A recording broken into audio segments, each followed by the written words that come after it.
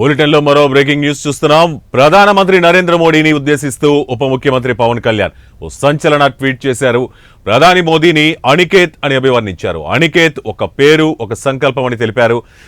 తన సన్యాసి జీవితంలో ప్రధానమంత్రి నరేంద్ర మోడీని అనికేత్ అని పిలిచేవారని పవన్ అన్నారు. అనికేత్ అంటే ఇల్లు లేకుండా అని అర్థమని చెప్పుకొచ్చారు. ఈ మేరకు ప్రధాని గురించి పవన్ చేసిన ట్వీట్ ఇప్పుడు సోషల్ మీడియాలో వైరల్ గా మారింది.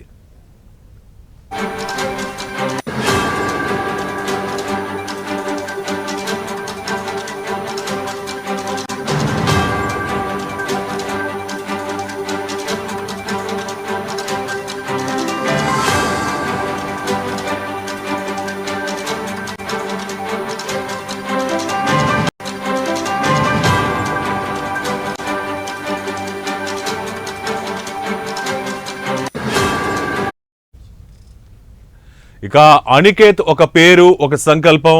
తన సన్యాసి జీవితంలో గౌరవనీయ ప్రధానమంత్రి నరేంద్ర మోడీ జీని అనికేత్ అని పిలిచేవారు.